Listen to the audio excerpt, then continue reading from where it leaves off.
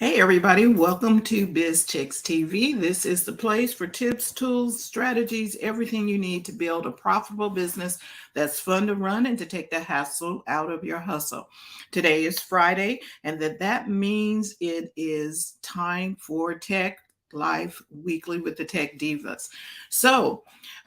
We will be having TJ join us in a little bit.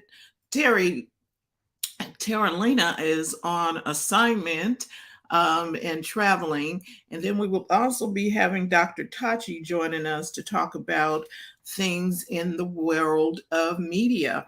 So sit back, relax, and let's get this party started. The first thing that we normally do on this day would be this day in tech history. So let's take a little look about what's happening in tech history this week. All righty now. Let's see. Let me start with this story. Keyboards and computers together at last, July 4th, 1956. MIT's Whirlwind, which had been completed 5 years earlier, becomes the first computer in the world to allow its users to enter commands through a keyboard. Previously, all input was accomplished through dials, switches, and/or punch cards. And the next story is all about the first 16 millimeter film system is introduced. July 5th, 1923, Kodak introduces the hand crank Cinekodak Model A, the first complete 16 millimeter film system. 16 millimeter film was developed to be an amateur alternative to the 35 millimeter film most often used by professionals. However, it found widespread use during World War II and later for television production, especially TV news. 16 millimeter film is still in use today for certain applications. Then our next story, simple as 1, 2, 3, IBM buys Lotus. July 6, 1995, IBM completes a $3.5 billion buyout of Lotus Development, the producer of the once dominant Lotus 123 spreadsheet software, and the then popular Lotus Notes groupware. IBM had hoped to leverage Lotus 123 to challenge the increasingly demanded Microsoft Excel software.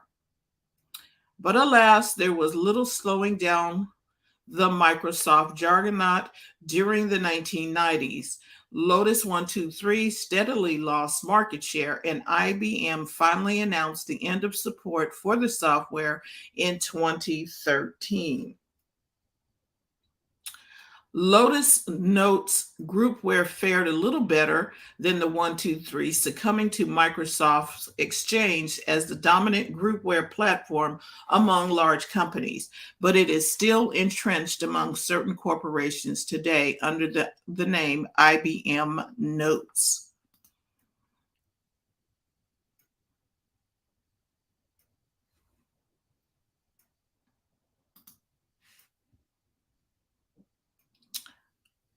July 7th, 1936, July 37, 1936, several U.S. patents are issued for the Phillips head screw and screwdriver to inventor Henry F. Phillips. Phillips founded the Phillips Screw Company to license his patents. One of the first customers was General Motors for its Cadillac assembly lines. By 1940, 85% of U.S. screw manufacturers had a license for the design.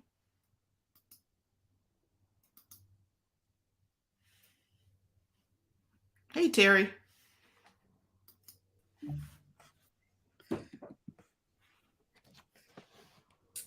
July 8th, 1957, Control Data Corporation, an early pioneer in the field of supercomputers, is incorporated. CDC's most notable employee was Seymour Cray, who during the 1960s developed for CDC the fastest computers in the world at the time. However, in 1972, Seymour Cray left CDC to form his own company, Cray Research, which then took the title of creating the world's fastest computers. So I'm wondering, is that, intellectual property, if you were working for somebody and you built something for that somebody, does that still belong to that somebody or does that belong to you? Hmm. Good question. Yeah, because with the intellectual, uh, it's that question, if you're a designer and you design artwork or design something for a company that you're working for, does it belong to you or does it belong to the company? Yes. And that is why you have something in writing Yes. for if it's your intellectual property, then it needs to be spelled out to And who that's owns why a it. lot of times when you join a company, they have you sign all these agreements because they want that intellectual property, and they feel that because you used their equipment, their facility, their R&D centers, because Mhm. you couldn't afford and in many cases you would not be able to afford all of those necessary tests, instruments, application fees, da da da da da, da. Yeah. So Attorneys. yeah, so Patents. it's really interesting how that goes. Is Mhm, it mine or is it yours? Or is mhm. it ours? Or can I have a percentage? Right. And Mm. if you are doing your own, if you are doing freelance work or if you're doing work of that nature, you need to spell that stuff out. And when it's not spelled out, you get situations like with Lucy, I've forgotten her last name, where they use her cells and they're still using her cells for research. Does her family get a residual from that? Are they entitled because there was no agreement? She was never even consulted, et cetera, et cetera. So it can Right. get pretty convoluted. Right. So before you just jump out there and just give it all away, you might want to consider who's going to have the rights to this. And some people do it and not thinking that, oh, it's just something that I do. And you do it and it blows up and it gets Mhm. popular and they make lots of money on it, but then they don't give you any of the money that they made. Do they really have to? Did they have an agreement with that? Or you just gave away your intellectual property just because? And that's kind of like the Esau Jacob thing. Oh, I just want something to eat right now. I just Despise your and inheritance. and you Mhm. despise the gift or the genius that's in you, Mhm. and you just like, oh, that doesn't mean anything. Okay, and then it would blows up. Hey, that was my idea. You don't want to Mhm. look back with regret, so get it in writing. Keep it all in writing. So let's see. I think that is my last story for tech history. Um, there are things happening with the new. Okay, so I keep getting updates, indicators for my phone. I have Mhm. an iPhone 12 Pro, and okay, so when they tell you to do and what is it? An update. Update. Please do the update. They are one trying to help keep us, they may have encountered a bug or something that would keep us my let me start again. Apple is really really really all about your privacy. And so if they found something that compromised your privacy, they will put it in updates to fix the thing. Right? So you don't have to go buy a brand new phone. They just fix the software. Mhm. So when they say it's time for update, or you get the little red one in on your phone in settings, Yes, I got a they're little dot there. and Mhm. they're trying to get you up to the latest security, could be privacy, could just be a little bug, could be something. Just go ahead and update your phone. They're You not know, trying to get you. I'm going to say this because for a long time I had no idea what that meant. I didn't know if they were trying to get into my phone, have me clicking on something. So I just want to assure people that no, It's it's necessary. been changing something in the code to make it safer, to help you out. So don't be scared to update your phones and your different devices. Right. And then when they come out with a new operating system, as we've said before, you don't have to buy a whole brand new phone. Hmm. You get all of the features that come with it, unless your phone is like a 6 or something. You will get new features, and this could be for Android too. Update your phone, at least the software on the phone. Hmm. They're finding now it's easier to update the software than to have to build an entire new phone, Mm. which is good because then you're not buying a new phone at Every the 5 minutes. exactly. Mm. And they're doing that in vehicles. The electric vehicles are doing that same type of thing. When Tesla has a recall, because cars have recalls for whatever reason, Hmm. normally Tesla's recalls are involving something that can be fixed with a software update. Okay. It's not. It's not like, oh my God, the wheels are falling off, as was reported with I believe it was, I want to say it's Toyota's, their newest EV, their newest electric vehicle. Hmm. I'm going to go look up this story so I'm not lying and make sure I'm saying the right. Uh, Company. yes. Um, and this was a serious situation. Mm. And because it was Toyota recalls new EV over risks that the wheels could fall off. Oh my God. That's not a software update. No, that's not a software update. And so you want, let me read this story. And this is from the Wall Street Journal. Toyota recalls new EV over risk wheels could fall off. The automaker warned owners not to drive the fully electric BZ4X until a remedy could be found. Now, how do you create any car where the wheels fall off in this day and age? I, I, That's a challenge right there. Uh, right, and it's not that the vehicle was electric wasn't the problem. it's exactly. It's It's about the chassis okay. The wheels falling off, that should be 101. for car Wheels dealers. stay on.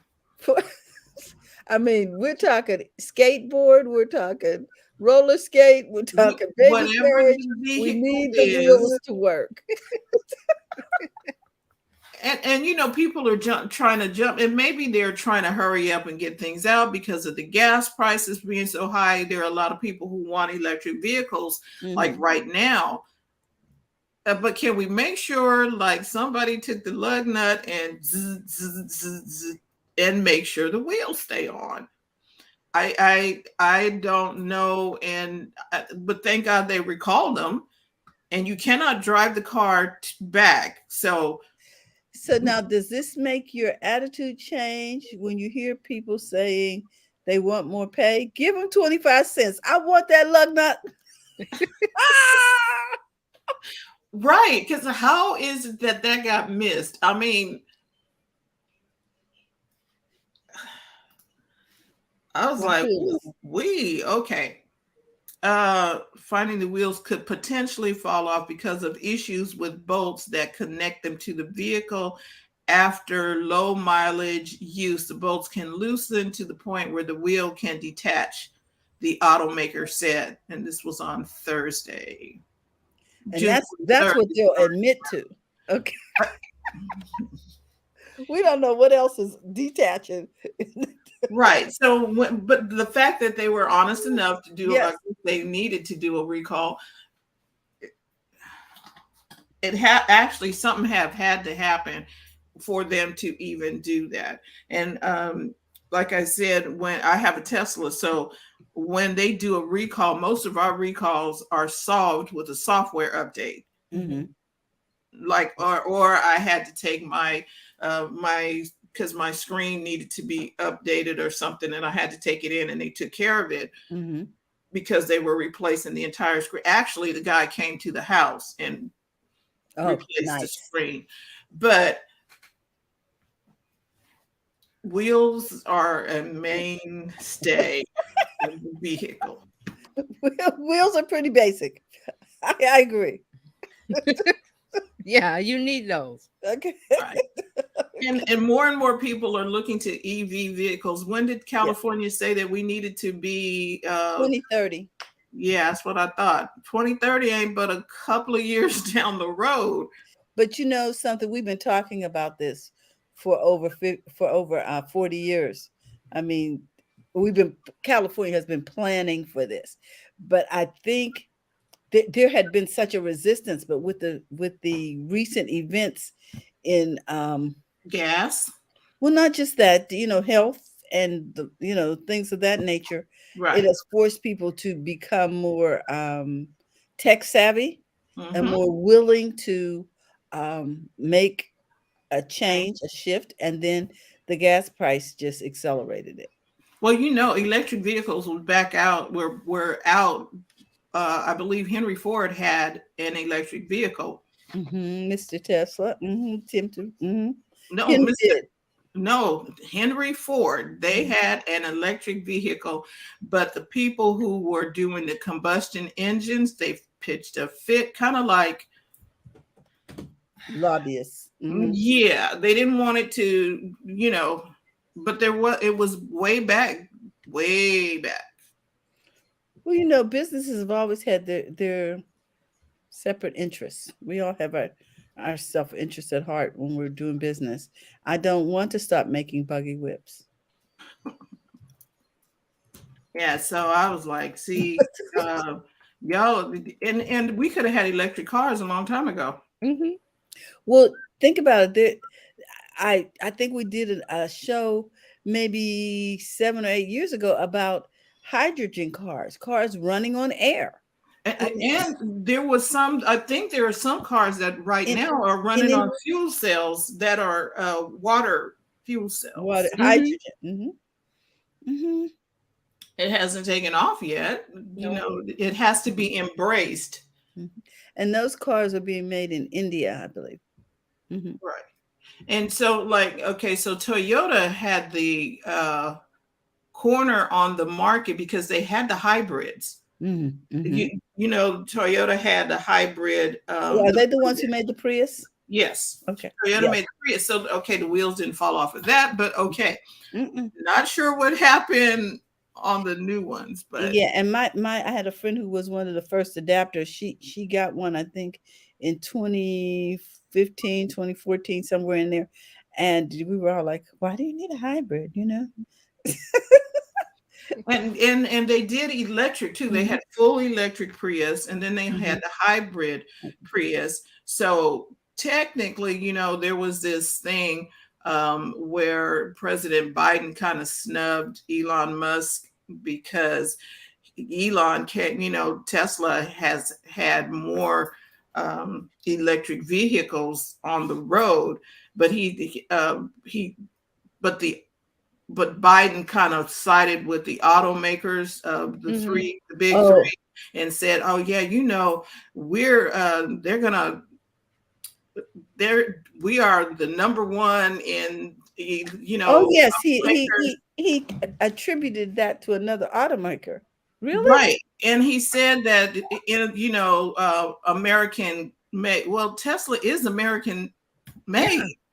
Hmm. So he just kind of everybody was like, wait a minute. Well, we got a lot to say about government and understanding tech. But anyway, that's a whole nother. And catching up with whatever they were supposed to be catching Yes. up with. I No, was like, really? hmm. So Yeah. maybe next week I might do, because I found the article about Henry Ford and electric vehicles. Oh, good. Yeah. That'll be good. Right. I was like, oh, wait, a 1914 Detroit electric model 47 Brougham. Okay. Wait a minute. Shut up. Let me go back here. Who owns that? I would like to know if This it's still. was Henry Ford. Oh, I wonder if it's still in the family. Clara Ford, wife of Henry Ford, drove this Detroit Electric. I'm going to put this up on the screen. Yeah. Okay, hold on a minute. Let me find my little this. Okay, I'm back here. You know, I did a screen share in a long time. Okay. You got to pick the window. Mm-hmm. Mm-hmm. And it'll Okay. just pop up. There you go. Yes. So can you see the car? Yes, we can. Wow. And this was a 1914 Detroit Electro Model 47 Brougham, personal car of Clara Ford. I'm loving it. You Okay. go, Clara. I ain't So mad at you. wait, so the women were rocking the electric cars. Exactly. And it says Wow. Clara Ford, wife of Henry Ford, drove this Detroit Electric. In the years before World War I, many women chose electric cars because they started instantly without hand cranking Without being cranked. and had no difficult two-shift transmission. The superintendent of the Detroit Electric Factory employed his daughter Lillian Reynolds to sell to women, including Clara Ford, who drove this car into the 1930s. So women's saleswomen weren't new. No. It wasn't a new concept. Who was that had the thing where they were marketing to women because you didn't have to go in and haggle? There was, Right. I'm trying to think who it was. Was it Taurus? Was it Saturn? It was Saturn. It was Mhm. Saturn. Yes. Yes, because they had made it so difficult to negotiate for a car. So they, Look at come this. on. Come on. That is the bomb. Wow. Look, okay, so this is the first, well, not the first, and it's running on batteries just like now. All electric cars are running on batteries. I love Come it. on. You know what show this reminds me of, right, Terry? I know. Murdoch and Where they're inventing stuff. Yes. right. These are pictures of, come on. The inception of the electric vehicle. Right. So Biden might have been, it was the first electric vehicle. Ford had it, not Dodge and not Tesla. But Alrighty. we learn something in history every day. There Yep. you go. History And is about important. women. We learned something about women today. That they And were women actually were car rocking, dealers. women were selling the cars, and women were rocking the cars. And selling to other women, which meant women were in a position to buy cars. And then they try to push us back into the ice. Ice means in combustible engine. Oh. There's another, anyway, I used to know what the definition was. What an ice vehicle. I'm like, what? We was already there. And it looked nice. Did you see the tufted? I love it. And they had captain seats that swivel. Look, that was pretty nice. Yes. Because women were all about the comfort. Look, and they wanted to look good too. See, people, sometimes I was like, I did something on my YouTube channel, why buy a Tesla? And I was like, because it looks good. I'm not driving a vehicle that does not look good. Exactly. Sorry. Gotta look good. It could, I needed to be electric, but I needed to look good. Okay. And that's all I have for you on my stories today. All right. We are 30 minutes in, so I'm going to make my stories brief. I wanted to talk about a couple of entrepreneurs that, let me stop this banner. I got it. Okay. A couple of entrepreneurs that came up with concepts during the pandemic, straight out of school. So I want to talk about the fact that a couple of guys in the UK came up with a concept where they decided they were going to create snack packs for companies to send to their employees who were working from home. No. Genius, Okay. right? Think about it. You decide, oh, we're going to do a workshop. They're going to be in this. I'm asking them to be in front of the computer all day. Let's send this snack pack ahead of time and, and help them to change their attitude, about being online all day. So I can share my screen and there's a little video and they're going to talk about some of the concepts, um, little tips about when you start a business, what your mindset kind of Mm-hmm. thing. So while you're watching the video, guys, I want you to pay attention and listen for the tips. Okay.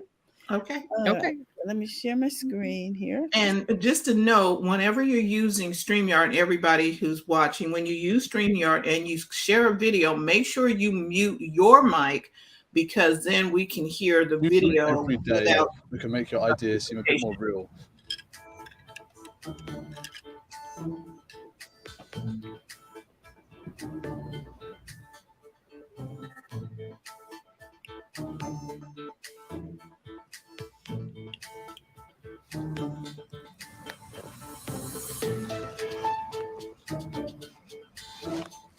For those of you listening on Clubhouse, they're opening a box called Snack Cess. And they put together, and they sold 800 boxes.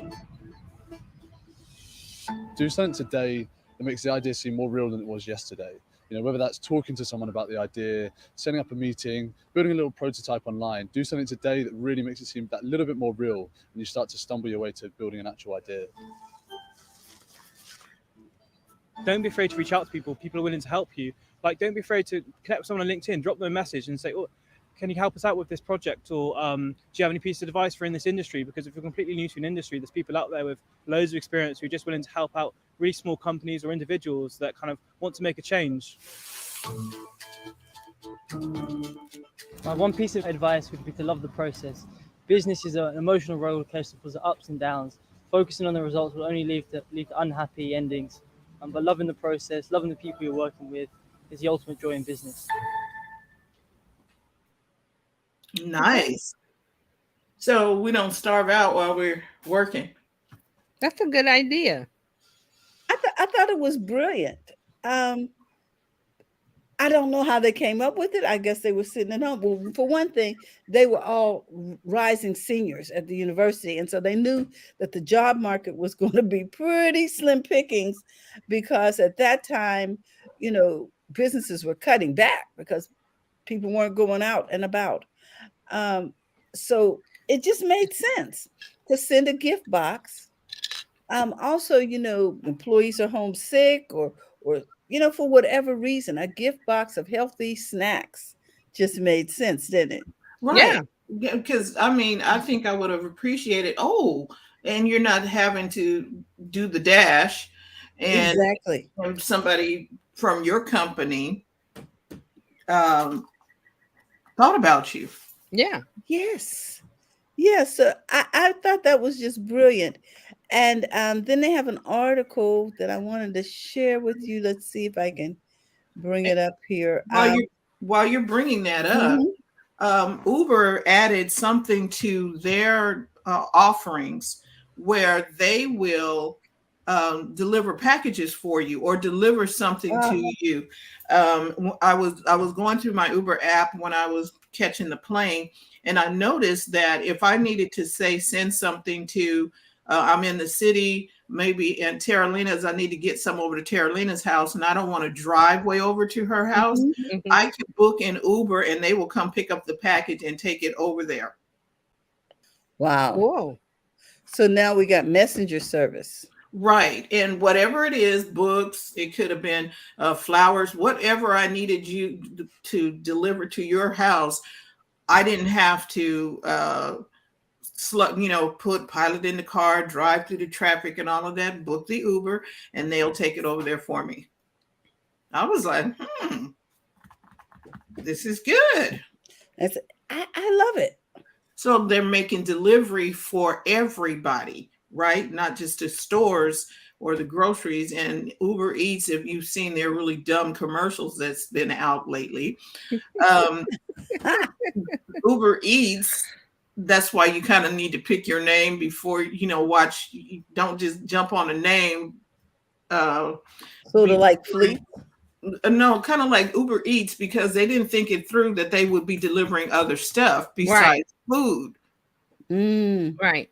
They So just thought eats. Yeah, food, eats. Right. Yeah. So then when they started delivering other stuff, they had to kind of get us on board by doing the commercials. Do I eat everything that I deliver with Uber Eats? No, you don't. You need to know what to eat and what not to eat. So yeah. Wow. But they took the concept and tweaked it a little bit, because And maybe it would have been better to say Uber delivers or Uber messenger or Uber, you know what I mean? Right. Uber Express, something generic. Mark says, feel free to deliver ice cream and ice cream sundae, thank you, and large unmarked bills. I love large unmarked bills. Yeah, so this is a good thing. They're coming out with Uber One, which you can use it for eats, rides, or deliveries. So okay.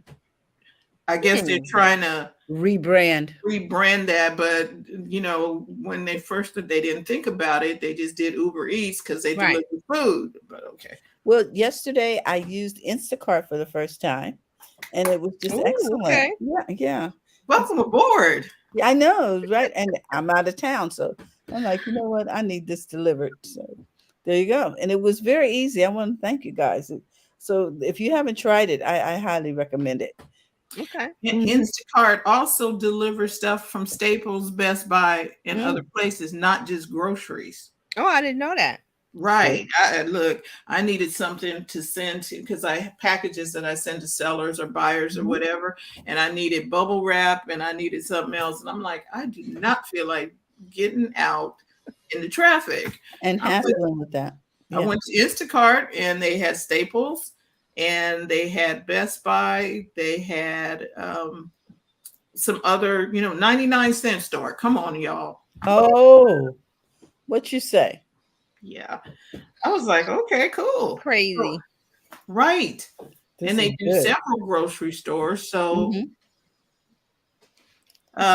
Mark has a comment. He says, I rotate all of the delivery services depending on who will give me the best deal. Makes sense. Right. Because sometimes there's sales at one store and I won't. I was like, oh. Well, someone is adding Grub. Hub? Yeah. Grubhub, yeah, they're adding it to Amazon Prime. Yeah. As a feature when you pay for Amazon Prime. You get 1 year of free Grubhub delivery. Yeah. Do y'all want me to tell my story of the Grubhub person I saw? No. Yeah, let's hear it. It's just one individual. Well, it was the whole company. It doesn't rip the whole company, but they sure did. I didn't have my camera, Terry. I would have took a picture. They were at one of the hamburger joints picking up food or whatever, and I saw the Grubhub sticker in the window, so I know they delivered Grubhub. That car was filthy. Really? It was stuff all in the dashboard window, and it was just, I was like, I would not want my food near that car. So I have a suggestion. They put it in where the driver has to take a picture of the inside of the car, and you get to decide if you want that person to bring your food. Oh, thank you. Thank you, TJ, because I was like, Or the vehicles that show up with the dash people and smelling like weed.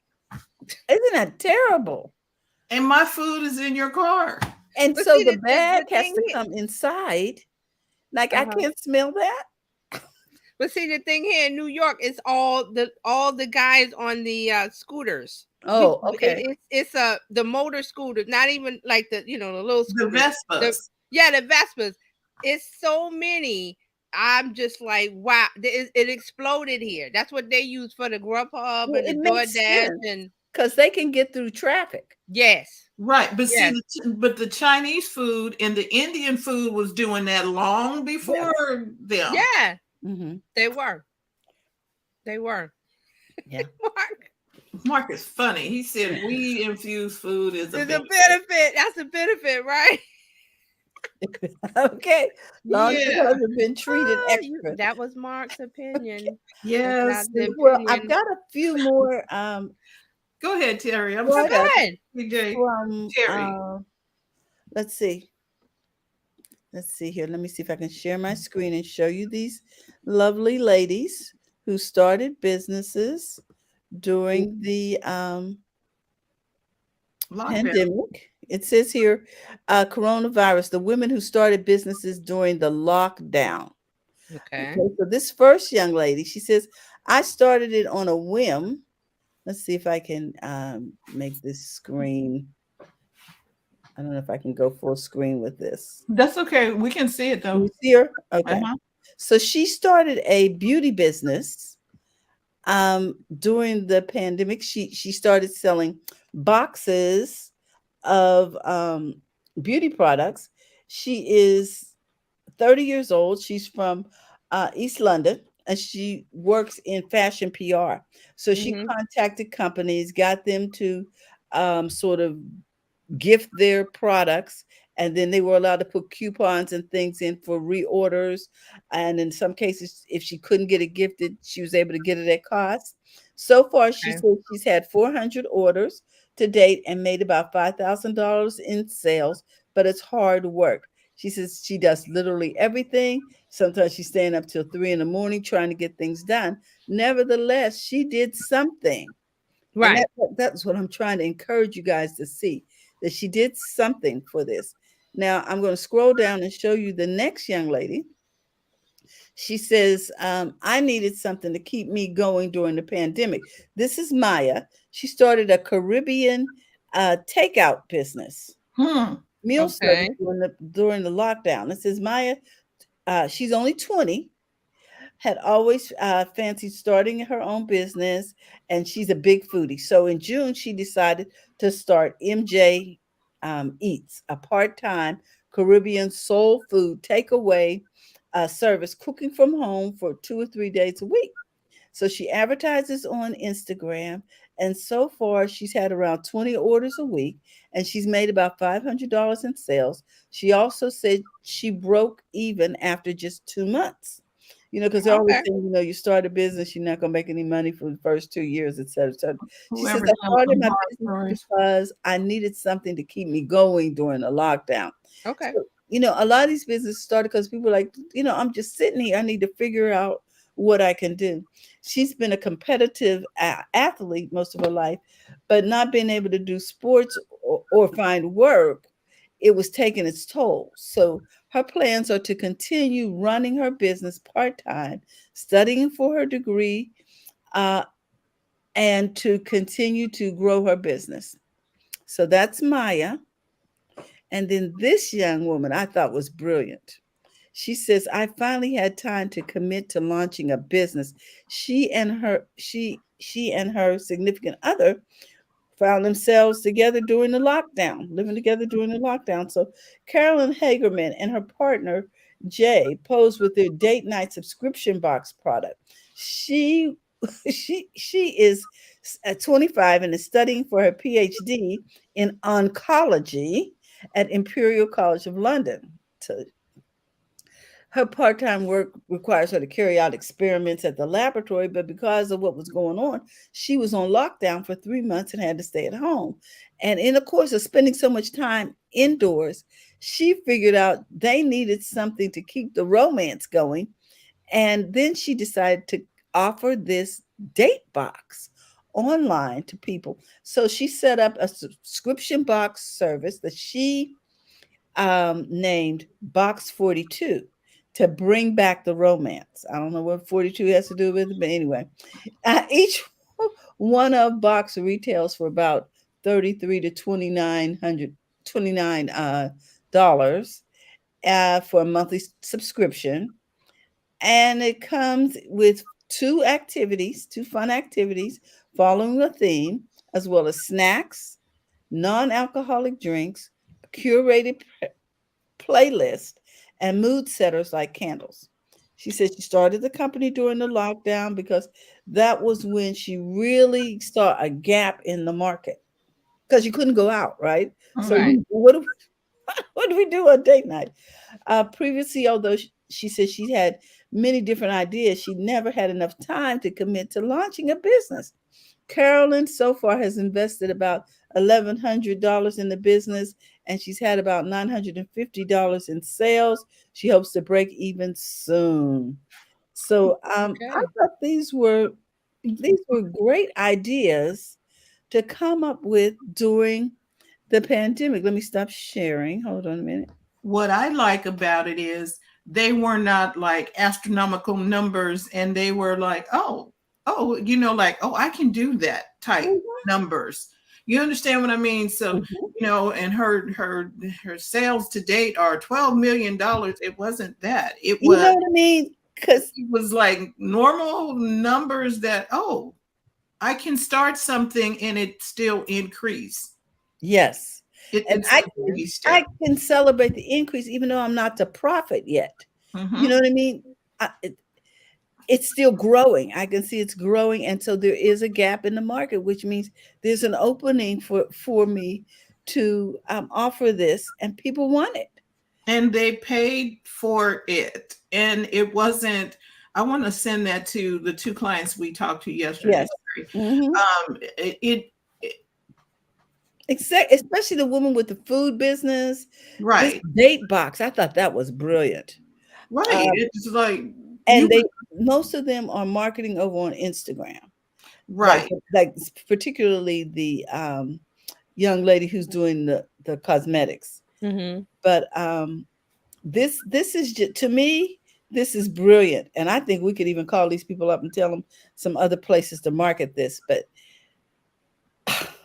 But it just made sense. but the thing was, it shows that this is doable. Exactly. We don't see we go from 0 to 1,200, or 0 to the Well, stars. It think shows about us. the young men. They went from 5 boxes Mhm. 1 month, and the next month it was 800 boxes because they got some corporate clients like Lululemon, Yes. Mm-hmm. Lululemon. They market to them, and But a couple of computer companies. they So started small. They didn't go for it's like TJ said, when you are building your clientele list and you're building your email list, you still need to talk to them 10 people on Yeah. the list. And Yeah. talk to the 10, you know, have some relationship and engagement and work with them. Serve the people that come to you. Don't yes, try and be I won millions. No, just exactly. remain set up So for I, real. I thought this was brilliant. The young lady with, well, With let's go back. The Caribbean young food. lady with the date box, right? Right, Mm-hmm. right. Carolyn, Mm-hmm. and then Maya Wander with With the the Caribbean foods. And Caribbean see, I'm like, food business man, part I time. don't live there, so I can't participate in getting Caribbean food delivered to me. But I think that was genius. And then Natalie James with her, she looks like a Barbie doll, doesn't she? Yeah. She almost looks fake. Uh, it's like an android or something. You know what I mean? But she does makeup and She stuff, does so we makeup. expect her to look good, right? Okay. Yeah, yeah, and she does. Yeah. So all of these opportunities that we are overlooking because we think it's too small or there's not enough room in the market for us. That well, like in Eddie Murphy, okay. Mhm. Uh, you start small. You don't Do start not huge. despise small Small beginnings. beginnings. And Mhm. if they are consistent, it's going to grow. And Yeah. then you keep moving and preparing for the growth or what have you, so it doesn't take you by surprise. But yeah, So Yeah.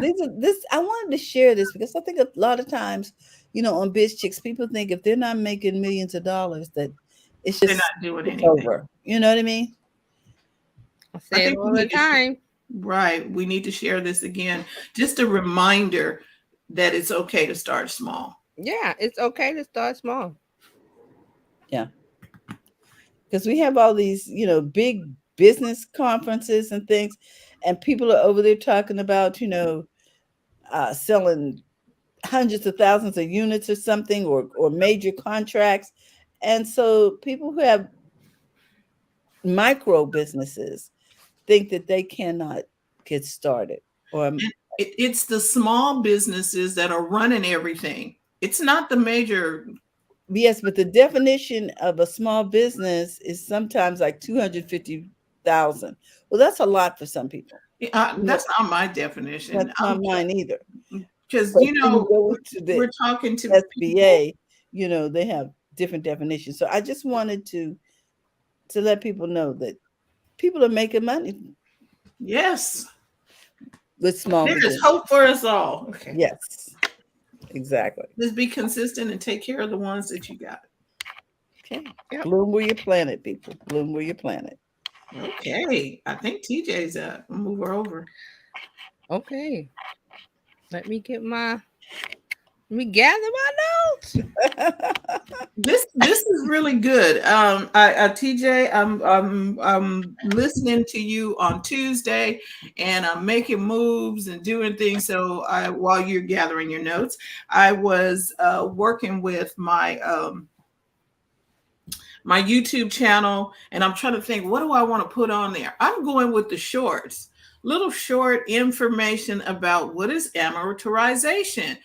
And so now do a little segment on Mhm. now. So Right. talk about amortization. What is that? What's a CMA? What's a this? And just do little shorts. They don't have to be. I was like, I don't need to do no hour long Thank you.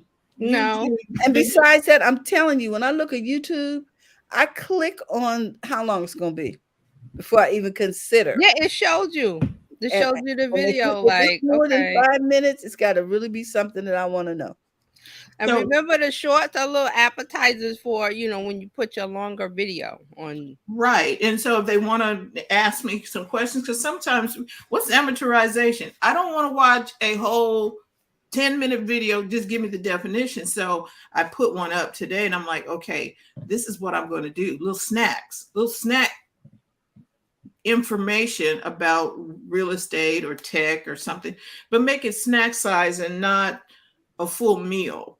And, Right. and that's what Robinhood does. Robinhood snacks to tell you about your stocks. They know people don't want to sit there all day like they're watching, the news. Right. Mhm. And with things going, because we're going to talk about TikTok, you might want, because of the shorts on YouTube, you might want to invest more time in the shorts. That's all I'm going to say is As those she pieces. leads into our social media news. Yeah. All right, so I got my stuff queued up. So, in this week in social media news, we're going to start with Reddit. One of the rare ones. Reddit has launched a NFT like avatar project, so users can purchase custom Reddit avatars. So, if you're not a user of Reddit, they have when you sign up, you get to customize your little avatar, and they call it a snoo. SNOO. I got a little picture so we can see. Oh, I stopped my camera because I clicked the wrong thing. Sorry. So let me pull up this little, so you see what a snoo is. SNOO. I was like, I didn't even know the thing had a name. I just said that little thing that shows up when you have Oh, okay. There's a preview because I got so many tabs open. There you go. Can you see that? That's Oh. the snoo. Let me see if I can make it bigger. So it's a little character person. It's the little avatar when you sign up for Reddit, for a Reddit account, and you can spend time customizing this little. I think it's a little scary thing with the eyes, like the first one with the little eyes. They freak me out, but they're turning this snoo character into an NFT. And what's so good about it is it's going to be collectible avatars, and it's artist re-imaging of the snoo brand character, which users can then buy to use in the app. So what's good about it is that they'll also be able. Oh, I just tapped on the wrong thing. I lost my notes. What it is that it's going to be NFT. So when it's NFTs, the creator gets gets paid, and then if you buy it, you also share in the revenues if it gets resold. Okay. All right. So Wow. let me yeah, so you'll be able to support artists with the originating creator paid a portion of the cost of each collectible avatar sold. Collectible avatars are logged into the blockchain, which gives owners the right to use their unique image both on and off Reddit.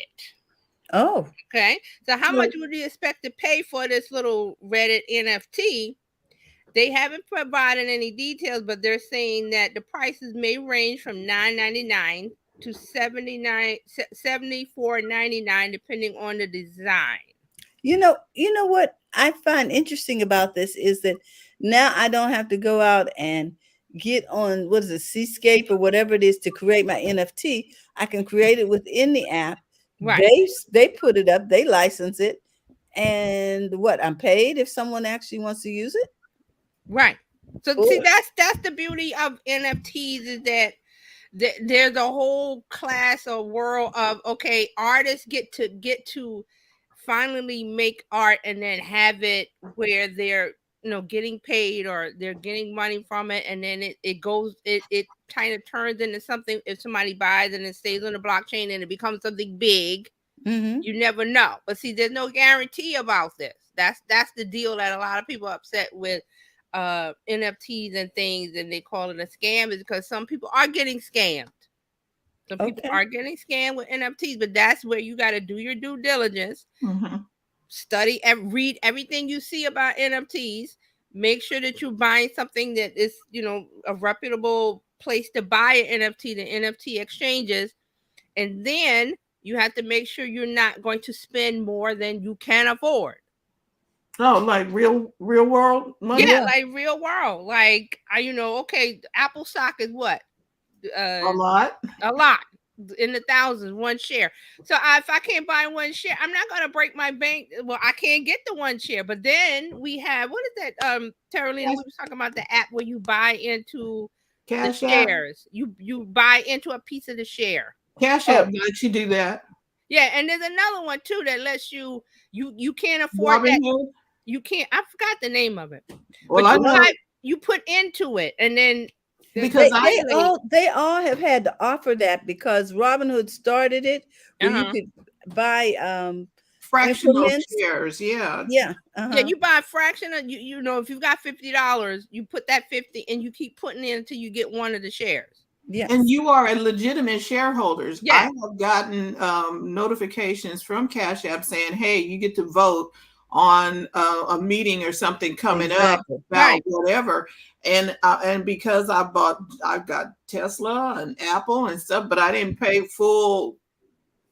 Right. You can buy whole shares at a time. Right. Yes. Right. You But see, dollar that's- cost averaged into eventually a share or two. Right. Mhm. Right. So that's what things, the knowledge of that kind of thing, you have to read about it and study it. And don't just okay, NFTs are a hot thing, and you see people making thousands and millions. That's not going to be you unless you study the market, study everything, and then decide what you can put in and what you can lose.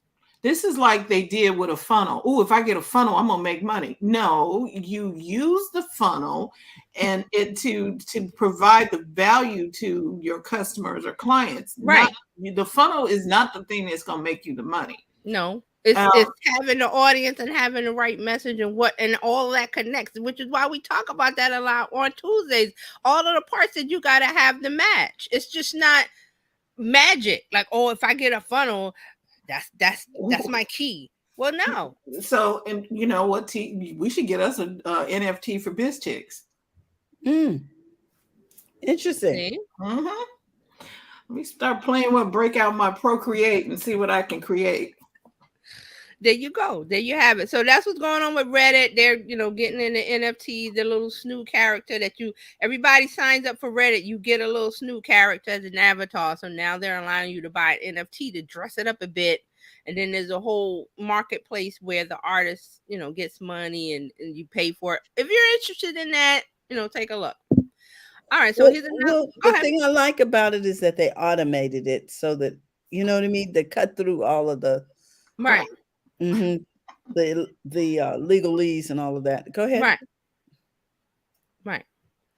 Okay, so here's another one we rarely talk about, Twitch. Mhm. Yeah.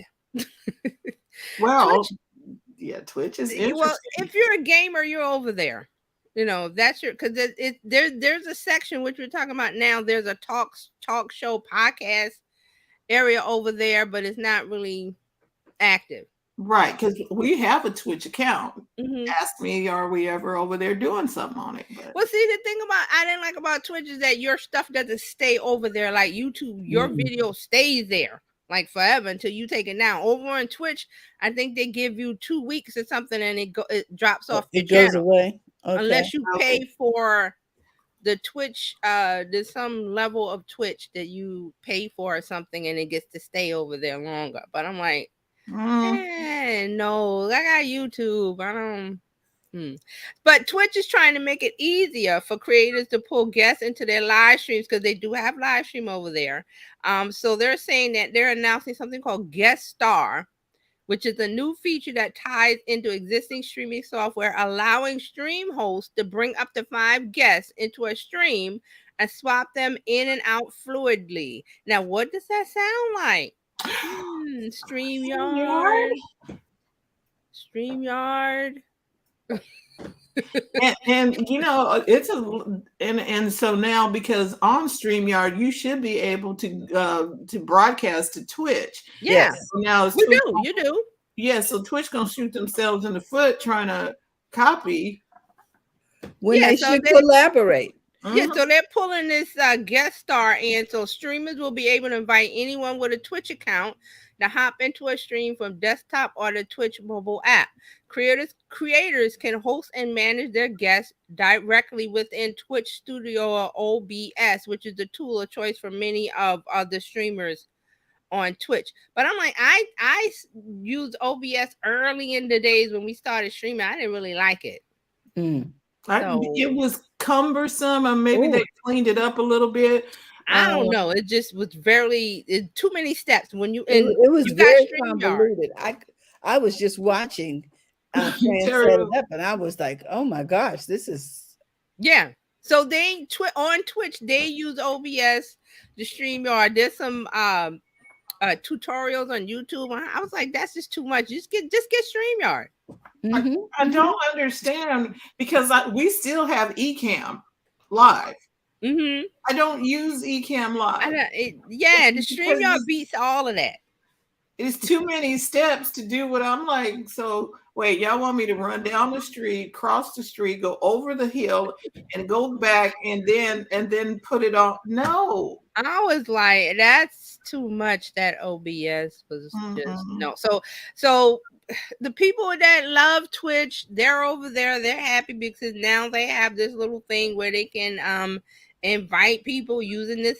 It's called Guest Star. To Well, bring does the creators guest does the Yeah. guest have to have Twitch? Twitch. Yes, they have See, to have Twitch account. See, that's the other thing. See, with StreamYard, you don't need to have an account. You just get a link and come in. Just make sure your setup is good. Mhm. Yeah. Okay. Why So now here's the other part of Twitch because it's in here in my notes that it's Twitch partners. That's the thing that you have to sign up for, and I think you have to pay or something. And that they're saying that this is different from that, which allows 4 creators to stream live together, but they have to be Twitch partners. Guest star is just you don't have to be in the Twitch partnership program, which again. It's just too much. I was just like, I have a Twitch channel. I gave up on it. It's just too much. It's just Mhm. I don't need that. I don't want to do all of that where my video doesn't stay up on the channel. Why do I need that? because now you have to monitor what's out there, and it's too much. You Yeah, can't- it's like, why can't my video stay there? Twitch, Amazon, who owns Twitch? Why can't my video just stay there like YouTube? YouTube lets my video stay there. It doesn't take it off after 2 weeks or Mhm. Mhm. that's crazy. So, but if you like Twitch, then they're having this new feature. So And then the videos on YouTube, you can monetize. I don't know about Twitch. I don't know. They have, like I said, they have some kind of, it's called Twitch Partner Program or something. I didn't look into details because I got mad because I was like, why did you take my videos down?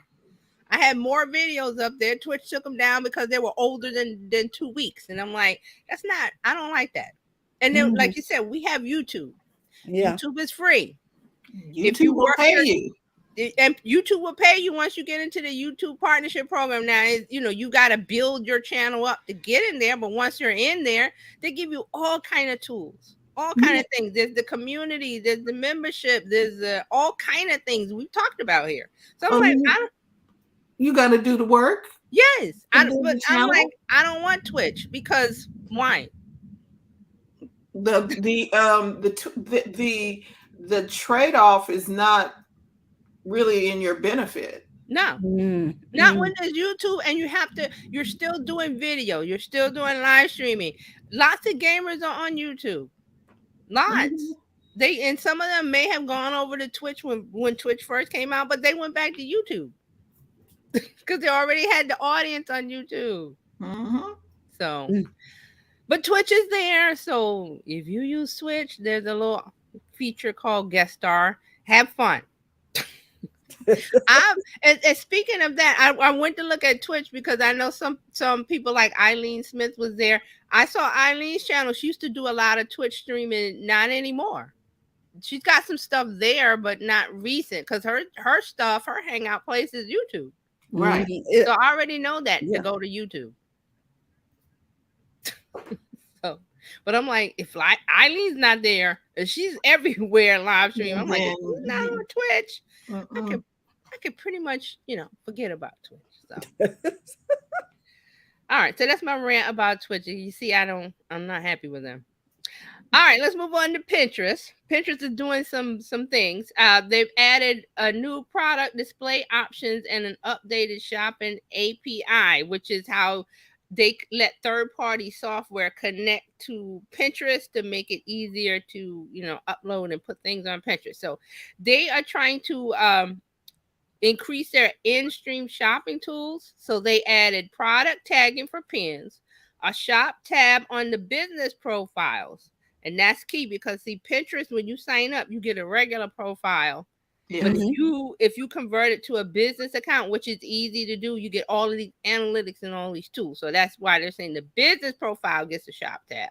And the API to facilitate greater connection and integration for the merchants. So this is a quote from Pinterest. They're saying over 400 million pinners come to the platform every month to discover new products and shop for brands that inspire them. With the new merchant features, Pinterest is making it easier for merchants to create engaging shopping experiences for the millions of pinners on the platform. So this live shopping and having a shop on Pinterest is, if that's what you're into and you're on Pinterest, they're adding these new tools. So they're making it easier for people to buy. I've looked at the pins feature and because they have an idea pin and a story pin. I got confused. I was like, I gotta go back to it. But they're having this catalog management connection kind of thing with your Pinterest account if you're selling over there. So they're saying the new product tagging on pin shopping feature allow merchants to make their lifestyle pins shoppable. So you can add products from the catalog to the scene images. Users can then shop for the exact items from the imagery they find. Pinterest said that users showed 70% higher shopping intent on product pins tagged in scene images than standalone product pins in initial tests. So that's why I get confused because I'm like, they have the pins, they have the story pins, they have the idea pins, and then it looks different when you use it on mobile. So I'm still trying to figure it out myself, but they're adding more tools. All right, so the shop tab that they're adding to the profile allows merchants to easily display shoppable products. So they're saying this new feature will enable easier product group management directly on the shop tab. So they're saying that putting the shop tab on your business profile can direct people to, okay, what products you have to offer. They didn't have it before. It was like, duh, they should have had this before. So That's what's going on with Pinterest. Now, let's see. I want to save TikTok for last because that's gonna be that's gonna be a big discussion. All right, let's look at Twitter. Twitter. What did Twitter do? Okay, Twitter. Twitter is testing code tweets. What? Code tweets. CO tweets. Code tweets to allow users to co-author tweets. So they're doing some testing that enables users to invite other accounts to contribute to a single tweet. So I guess it's like a co-author, like, come on over here and you can help me write this tweet. And I'm like, but why? Okay. So how does that work? Because it's like a text. So I'm gonna have it's not a blog post that we're collaborating on. It's 280 characters. All right, so here's and it's personal thoughts. I mean, let's see what Twitter says. Twitter says we're continuing to explore new ways for people to collaborate on Twitter. We're testing code tweets for a limited time to learn how people and brands may use this feature to grow and reach new audiences and strengthen their collaborations with other accounts. Now, select accounts in the US, Canada, and Korea now have access to the feature, so they're testing it to see if it's something that they want to roll out worldwide. So they're saying the new feature could be useful for creators who want to showcase brand deals with companies. But also they're saying it could be used to put out combined statements from organizations, businesses, or people, or to promote work with multiple authors or creators, like podcasts, newsletters, or news articles. And they're saying it could be fun by people who want to team up on a tweet. I don't see the fun in that, but hey, Twitter, do your thing. Yeah, because it said Twitter said so. Its base is so individualized. I don't. Right. So I see the thing now when they mention the part about combined statements from organizations, business, or people, because a lot of charities will work together on things. Okay. So I guess they could they would have two people write the tweet, and then maybe it would be shared on both accounts instead of one retweeting the other. Or how about you do that behind the scenes? Hey, this is what we're posting, and send it over to them, and you post it on your page, and I post it on my page. That's true. Probably what's been going on. That's true too. So what we have to remember, it's a test. So don't look for this. It may never happen. They may go, nobody likes it, or it doesn't work. We got too many complaints, and now we're not going to add it. But they're testing it. And they're testing it in overseas, which is they're testing it in US, Canada, and Korea. Oh, okay. Okay. So there we go. All right. Oh, let's see. Instagram. I have one from Instagram. Instagram has they're giving users more access to its Reels template option. Now the Reels template option shows up when you go to Reels, and it'll be next to Reels. It'll say template in the camera. So it enables you to select a format for your Reels based on popular trends. Now they tested this back in April. So they're saying it takes users through a frame by frame process to create a similar looking Reels clip. So now they're expanding this test of the Reels template. I didn't see it when I went into Instagram. So, but if you go in and make a Reel in the camera, it should be an option next to the word Reel. It should say template, and then you. And there is. I'm not sure I know how to use it, but yeah, right. I've seen it. You seen it? I haven't seen it. When you click on the template, you can add a picture to it or another video in the template. You can go select your pictures and video. Right. I think it's like a guide to help you make a Reel. I mean, because I wanted to see it, I don't have it. So it's like assistance in making a post. A frame. Okay. Right. And so they're trying to help you input. You put your picture here, put your video here. Then the next step, you're going to add your music or whatever. Okay. It's like the next story we're probably going to be talking about. So Instagram, along with that, are also recommending songs for your content based on what you upload. So they're starting to look at Okay, That's you nice. uploaded a video about a topic or something. They try to match music to you. But the key to that is if you have an Instagram business account, your song choice is limited already, which is what I don't like. But what can you do? So that's what Instagram's doing this week. Now, Facebook Meta is pulling the plug on its crypto payments wallet Novi, Novi. Does anybody remember them talking about this? No. No. Okay, so Crypto payments. I'm including this because this is in the long line of Facebook does this and they pull it out. So they're saying they announced it something about 3 years ago. They announced that this Novi, it's a digital wallet payment pilot. It launched last October. Okay, so 3 years ago they talked about the Libra. Remember that? Yes, I remember So that. now they're saying this Novi was a part of that because you need a wallet. When you talk about cryptocurrency, you need a wallet. So they made a wallet called Novi, and it launched last October. Now they're ending it this September, so it didn't even last a year. So they're getting rid of it now. They're saying the writing was on the wall for the digital wallet because the Meta crypto exec who had headed up this Novi project, he announced his departure last November. So they launched it in October. The guy that was overseeing it left in November. So they're saying like this was already dead. Yes, and I wonder why he left. Of course, he had an NDA, so he can't say. But but see how this okay. Facebook is just throwing the spaghetti, la la la la la, and it's like you don't even want to pay attention to anything. So I remember we talked about the Libra, but then they were going to make the wallet. Then it's like they launched it. Then a month later, the guy said, "I'm leaving." In last November. So now they're announcing that the whole project is scrapped. Starting September 1st is no longer available. Like anybody was using it before to begin with. Yeah, who was using it? probably Nobody the I know. people in the beta test. That's probably it.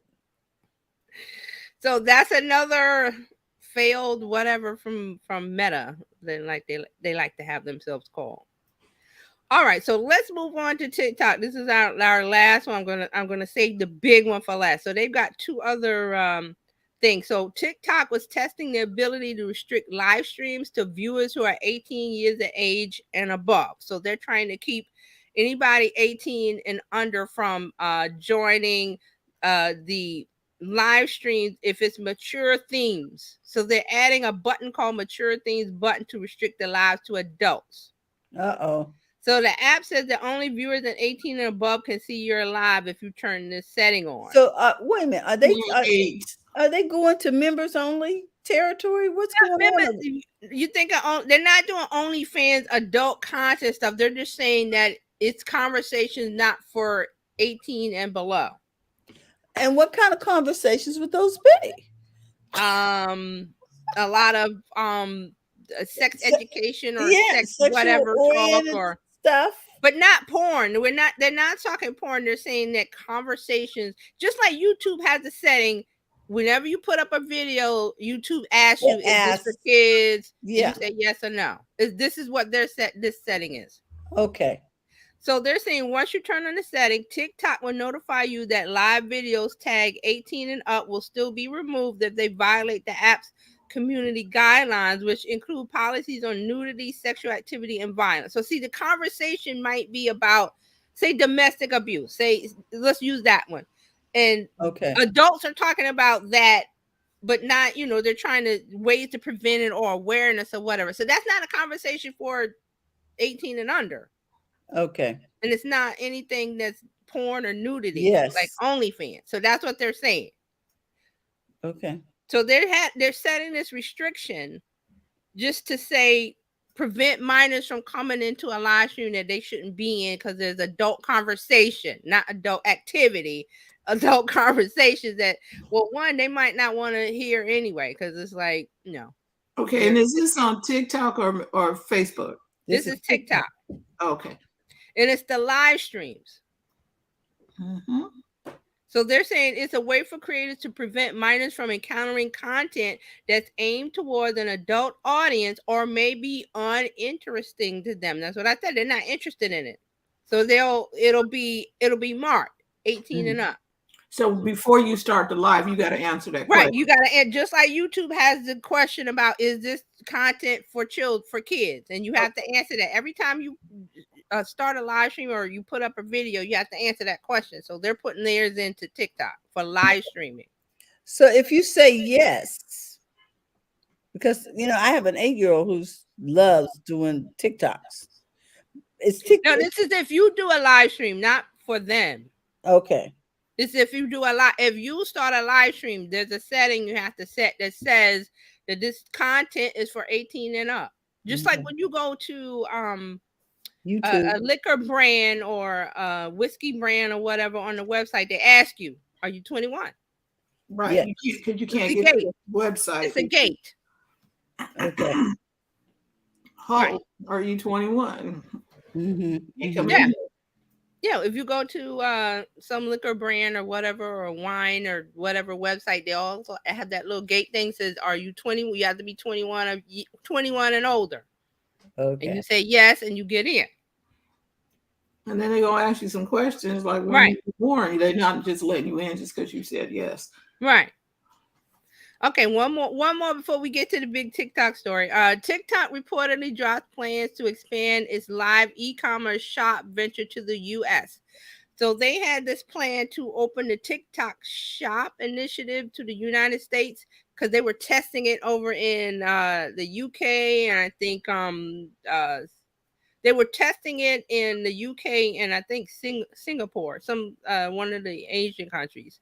So they had plans to do this, to have companies and influencers sell products through QVC style live streams. But they're saying it has struggled to gain traction with consumers and they've had problems. So TikTok wanted to launch this TikTok shop in Germany, France, Italy, and Spain. And then in the first half of this year, and then it was going to come to us at the end of this year. But they're saying they're scrapping it because influencers have dropped out of the project in the UK, and the venture struggled to gain traction with users. So a TikTok employee told the Financial Times, which is a financial news site, general consumer awareness and adoption is still low in the UK, as many TikTok shop live streamers achieve poor sales despite efforts to encourage brands and influencers to sell through the app. So basically, it didn't happen. They had influencers do live streams to do shopping. They got poor sales, poor returns. So UK is scrapping this TikTok. I have a question, Terry. Do you think people are tired of these so-called quote unquote influencers that they just want basic stuff? Well, see, this is the deal. Live stream shopping is huge in the Asian countries, in China and everywhere over there. They have their own apps. I forgot the name of them. One is on my tip. I can't remember, but there's a bunch of there, and it's in the billions over there.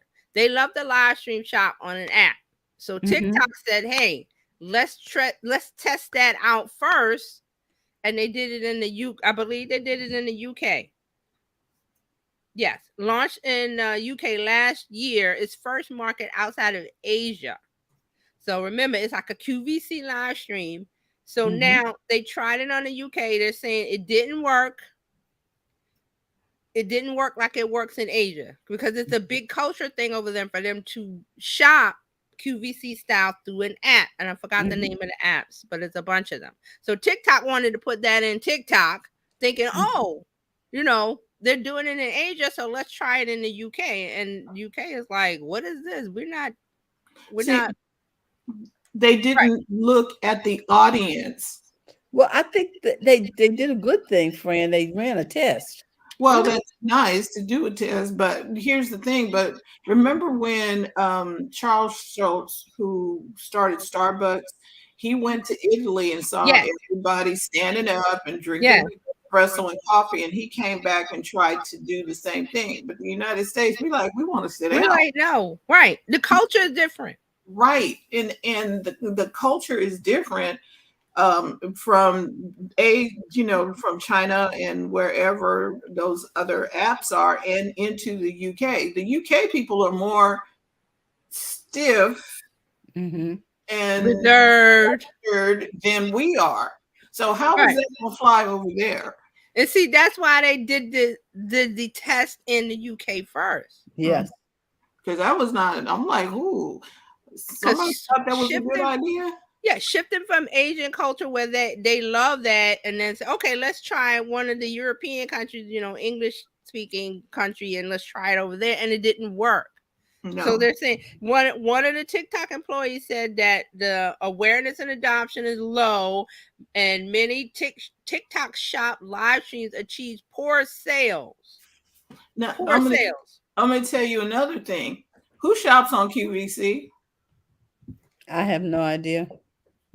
People at retirees, people at home. Right. People confined. No, not confined. They're at home, and the shopping channel comes on, Right. and They're watching TV, right? They're watching TV, right, flicking through the channels, trying to find something, entertainment or whatever, and then they stop on QVC because that kind of the culture. When you watch it, is very like it skews older. There you go. And so it skews Facebook audience. Yes.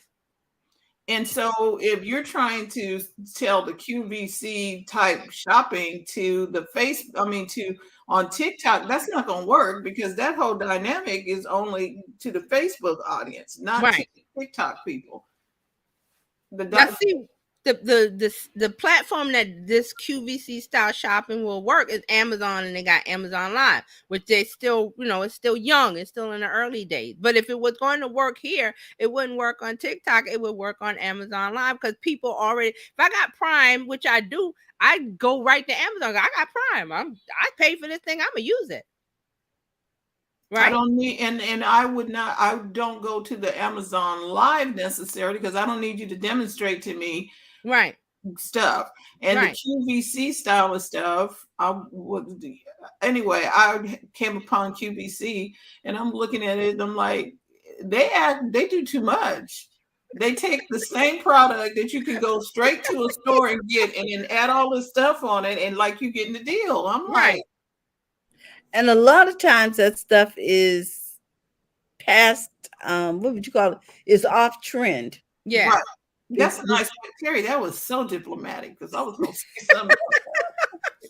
It's off trend. It really, especially the technology, it tends to be old. And I'm thinking. Now, see, the thing is, because while we were talking, I went to Amazon. I rarely use Amazon on the phone, but a lot of people use it on mobile. So when you go there, Amazon Live is there. So that right now they're doing some guy's doing a power wash. So like if I owned a home and I wanted to power wash, to power the steps, he's doing the steps and the house and the this and the that. This is so he's demoing the product. And right now it says live 288 viewers. Look, it's Ron Popeil, the Whopper Chopper, the whole, it's that whole era, right? Yes. Right. That's what that is. That's what Amazon Live is, and that's what QVC and the rest, HSN and the rest of them. You think you're getting the deal. And I'm like, Well, see, here's another person doing a live. It got 840 viewers, and he's talking about Friday deals. And remember, Amazon, I think the Prime Day is coming up or something. Yes. Yeah, July 12th and 13th. Right. So I'm saying me personally, I don't know how many people use the app on their phone, because I usually go to the desktop and do what I want. But if you're doing it from the mobile phone, they've got the the QVC style. I'm demoing and I'm talking, I'm showing, and there's the button to buy is right under the video. That works because that fits into Amazon. Right. But this TikTok, I'm not going to buy. I'm going to be entertained. And then remember, TikTok is Gen Z, young, and they're not doing ShamWow. Right. Right. What do they want to buy? you know, It ain't ShamWow, and it's not wands to power down the house. They're not doing that. You see, if Amazon Live works because I'm already there for shopping. I know why I'm going to Amazon. I'm going to buy. Right. And I open my app. I'm not going to see somebody dancing Nope. or singing or what the things they do on TikTok. I'm going to Amazon to buy something. and So I'm that's looking why for it makes sense. information about what's the best one to buy. What? Right, because Amazon is the store. Yes. Amazon is a store. Yes, I'm walking into Sears. When you used to go into Sears, what were you? I need a washer and dry. I'm going into Sears to buy. You know what you're going for. I'm not going into Sears to see Masterpiece Theater or something, or a movie. Right. And then on TikTok and the other ones, you're going to get information, entertainment, Yes, or education or something. You can get that over on TikTok. It's the same way you can do it on Instagram. But Amazon is straight up shopping. I'm going there to buy. And if I have Prime, I'm definitely going to buy because I got Prime. Right. See how Amazon removes the resistance to people buying things. TikTok, I'm not going to TikTok to buy. I'm going to TikTok to see, I'm bored. Let me go see what, the cat that's over there or the squirrel. I found the squirrel that they dressed up the squirrel. I'm going to get entertainment. I'm not going there to go, well, the squirrel that's dressing up like Cinderella, I'm going to buy something from them. How many outfits do I need for my squirrel? Now, if I'm on the squirrel, because did I tell you guys about I found the squirrel, the couple that they rescue animals and they rescued a baby squirrel and it grew up, and I was like, how can she dress the squirrel? It's the squirrel. They dress it up in little. It's so cute, but I was just like fascinated by that. So now, if this lady wanted to sell me, if she's selling a t-shirt or a mug or whatever with the squirrel and the Cinderella, I might want to buy that. But I'm not going for that. I'm not going to TikTok for that. Yeah, I'm going to TikTok to be entertained. So okay, so that's why it's not working. Yeah, because it's a totally wrong audience for that. But in Asia, I think it's like 3 billion, or it might be more than that. In sales, like when they buy through the apps. I had an article on it about the live shopping over there. I think, are you talking about WeChat over there? Because I think it's a bunch of them, but right, and you can do. They have a culture. Yeah, I'm like, that's their culture of, let me go to the app and let's see who's live streaming and let me buy. Versus here, we don't do that. We're going to be entertained because we're bored, or you're waiting in a line. You're at the doctor's office. You're at the airport. You go to these apps to say, I have a few minutes. Let me see what's over there. Yeah, let me go see what's going on with whatever. Right. So I think that's why it didn't work. And so, but TikTok was smart and they got out of it. And they was like, okay, we're not going to do the live QVC live stream shopping yet. I don't think we're ready. In a few years, I would say 10, 15, it might be a different thing in a few years. Give it some time. Yeah, because they are not known as a shopping center. Right. Okay. So now here's the last big thing that I've been saving about TikTok. So TikTok is trying to reassure us, the U.S. government, the U.S. authorities, that U.S. user data is not being shared with the CCP, which is the Chinese government. And we talked about this a while back. Remember when that guy wanted to ban the app and he said, oh, because they're using the data. Well, a broken clock is right twice a day. So what's happening is there was a BuzzFeed article that came out that they said that a TikTok team tasked with managing access to sensitive U.S. data reports to ByteDance leadership in China. So TikTok is owned by ByteDance, which is a Chinese company. Right. But ByteDance has danced, and I'm saying dance. They've danced and said, oh no, U.S. users, your data is safe in the United States in these servers in Texas. Oh, okay. But BuzzFeed found, I don't know how they did it, but they All right, so let me give you the details. So the publication reported last month that China-based engineers of ByteDance, TikTok's parent company, accessed non-public data on users in the U.S. between at least September 2021 and January 2022. That's what they know of. That little time frame that they definitely access U.S. data. So the report examined leaked audio from 80 internal TikTok meetings within TikTok. So they're saying based on those leaked audio recordings, China-based employees of TikTok parent company ByteDance has repeatedly accessed private information on users in the US. It's definitely they have accessed the data. But TikTok said earlier, oh no, China doesn't see your data. Okay. So TikTok has said this is incorrect and not supported by facts. But what happened over here is that the FCC commissioner called on Apple and Google to ban TikTok from their app stores. I think he said this last week, due to concerns that the app could be used as a surveillance tool of sort by the Chinese government. Now, TikTok says it won't share data with China. Could China access it anyway? My answer is yes. Oh, did y'all see me? No, what happened? No, because it was a joke. Because can we access the data anyway? Oh, okay. So what's going on is that the government is asking for. We want more details. We want more details. They're accusing TikTok of misleading Congress and the public about security practices because of these reports about the workers in China accessing U.S. user data, and that company remains entangled within ByteDance. So it's a mess now. Okay, so they want them to tell them the truth about the lie they told. Yes, because BuzzFeed News so you're asking the liar to tell you the truth. So BuzzFeed found the news that yes, that some engineers in China use some tool where they can have access to it, but their TikTok is saying, "Oh no, they don't access the data because it's in the U.S." These are the same government people like we have that don't know what the heck they're talking about. Talking about China, who they spy on everything and everybody. Right. Okay. Like we don't know this. Okay, so here's some more details because we're going to talk about it. TikTok chief security officer went a step further and said that neither TikTok data nor use occurs in China.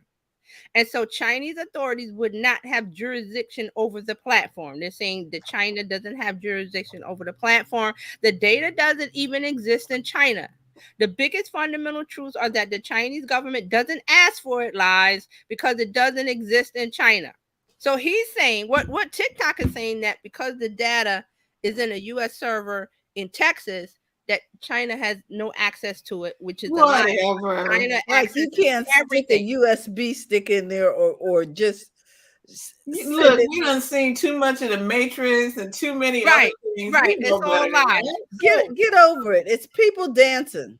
But here's the deal that they're saying, okay, because it's about semantics, it's about wording. The data doesn't exist in China. True. He's saying that China doesn't have access to the data. That's not true, because they have China, the engineers and programmers have tools where they can see the data. It's been proven. But what TikTok is saying is that they don't have access because it's not over there. They have access because they don't have to ask for it. They don't have to demand it.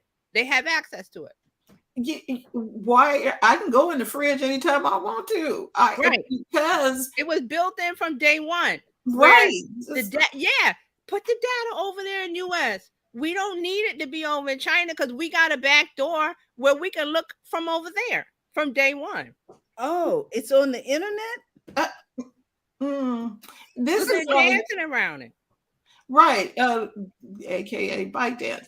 Okay, so here's the thing. It's just like what are the Analytica situation? Yeah, the Cambridge Analytica. Yeah. It was like you had people, they have access. That is why we're telling you try to protect your stuff. Right. And why TJ is so adamant about not using WhatsApp. And if this happens that way too, that's why we talked about it earlier on in the program. Mhm. When they tell you to update and do your security stuff, update your phone so they can Right. lock it down. That's Right. was one reason why I didn't want to do Snapchat, because they get to see your With the keystrokes. Bitmoji, right. When you put together the Bitmoji, they're looking Right. at your keystrokes, and I'm like, maybe I don't want y'all to know what I'm doing on my phone. So and see, you the have- thing with WhatsApp is different from this, because what I read was that it was Israeli hackers. If you had the app on your phone and you never opened it, they still had access to your phone because the app was installed. Right. TikTok is saying that we only they look at your comments and stuff because that's public data, but they don't look at the private data because the servers are here.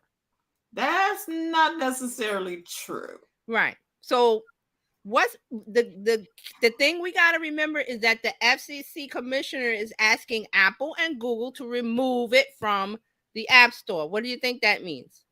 If they remove it from the App Store here? They definitely won't. Okay, if they remove it from the App Store, no one else will be able to download that app to Right. their device. But there's which a second means- part of that. which means they must have access to your phone if they want it off your device. Right. Plus, the second part of that is if they remove it from the App Store, everybody that has it and is saying I'm not deleting it, they won't get security updates because the apps are updated for security all the Exactly. time. So if Oh, it's not in the App Store, it cannot be updated on your phone. A lot of people are going to keep TikTok on their phone and keep using it. So that's why I said this is going to be interesting. it may defeat the purpose. Right. I want to see what happens if the FCC, if Apple and Google remove TikTok from the App Store. I want to see what happens. That's And going to be like the big. Right. Now if Apple and Google remove it from the App Store, then I'm removing it from my phone. Thank you. Because you won't be able, the security will not be, the app will not be updated for security issues. Right. Mm-hmm. Like The it is. app right has now. to be updated. That's one of the policies if it's in the App Store, especially with Apple. Like the updates and everything, security updates. If it's not in the App Store, it cannot be updated on your phone. So that's why I want to see what happens, because the U.S. government is asking Google and Apple to remove it because of these security concerns with the government, which is rightly so. So Right. this might blow up. This might And blow then, up. Don't you think they mined all the information they want already? What do you mean? That if whatever it is they're looking for, don't you think they've already got it? Yes, they had it from day one.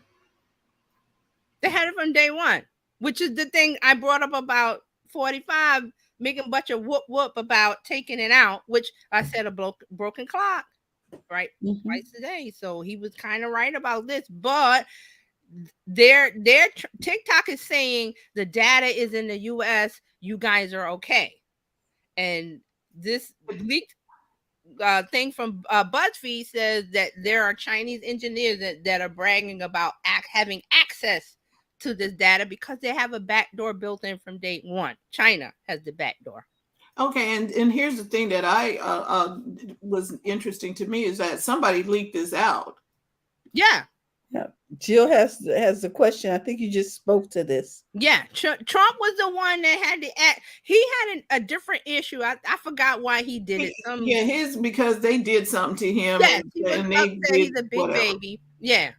So he went after TikTok, but that's what I'm saying. The broken clock thing is because he was kind of, right. And I remember we talked about it then. Mhm, I think Carlos brought it up, and I was like, okay, but if they're already having it and people are using it, what can they do? Now, this is the thing. They're trying to make it to where China can see your public data. Public data is comments, looking at your videos, that kind of thing. Mm-hmm. they're trying to restrict the private information, which is when you sign up, birthday, your address, whatever the information that we put up when we sign up. That's what they're trying to protect. So comments, public comments, public video, they will always see. China will always see that. So if you make a comment on somebody's video, they can see that now and in the future. If the app stays around, they'll be able to see your videos, everybody's videos, and everybody's comments. Now, why would China want to look at all that information of our comments? They want to see how Americans talk, what they're thinking about for propaganda purposes, because that's what they're all about. They've been like that forever. So that's what the data that they see they will use.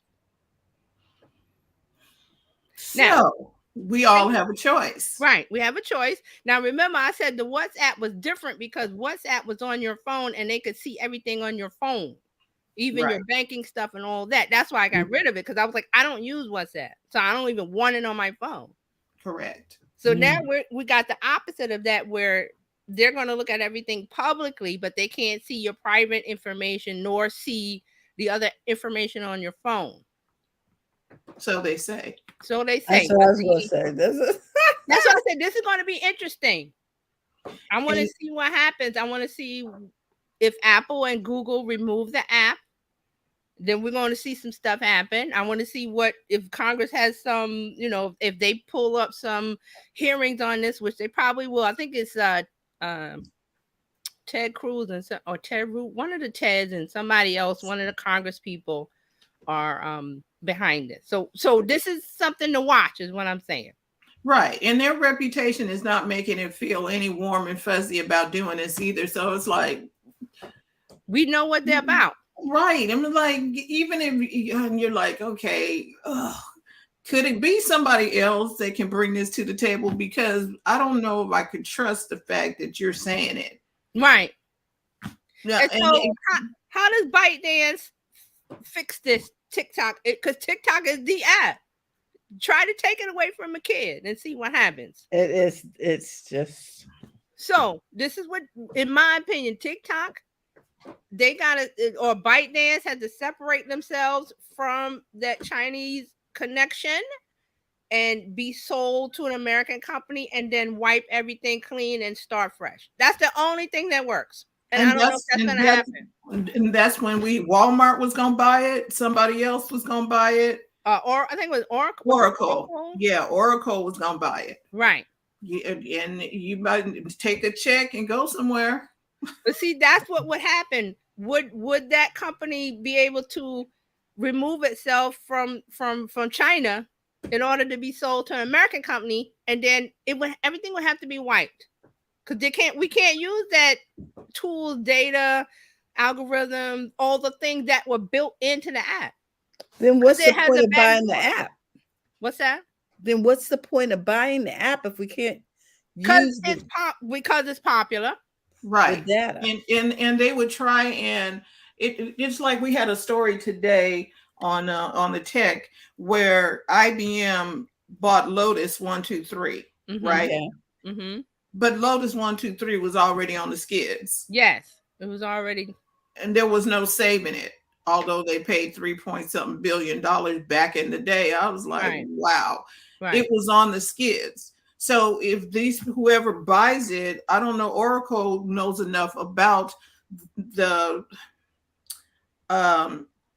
trend. You understand? Yeah. Oracle is older. Walmart is older. So whoever has to buy that has to be somebody that understands that trend. It can't just be some old dude. Right. They couldn't just buy it as is and just put it on US servers. It's already on US servers. So you would have to, the connection with China, how would we get rid of that if somebody bought it? It would have to start fresh. Right. Everything would have to be wiped. Right. And we have to start from day one. So what company is going to buy it? Is China going to let it go And will the kids that use it put up with all of that? Let's start fresh. Because remember, you got a lot of people that got millions of followers and brand deals and influencers, and the kid, the Charlie, somebody that got the show. So they built a lot of things off the back of TikTok. So that's what I was saying. This is interesting to watch to see what happens. Jill has a comment. She says, I Googled the article from back when 45 was against TikTok, and it was the exact same reason. U.S. officials have raised concern that the data collected by ByteDance via TikTok may end up being passed to the Chinese government. Right. Right. But he brought it up not because he was concerned about The privacy. He wasn't concerned about that. It was just something that people He got mad because they blocked something, or during his when he was trying to publicize his re-election or something, and they all, everybody on TikTok said no. Right. No. Right. Something about one of his events that he sold tickets to, and the kids on TikTok went, and it was free tickets, but they all went and got the tickets and nobody showed up, which he had egg on his face, and he got mad over that. Oh yeah. Right.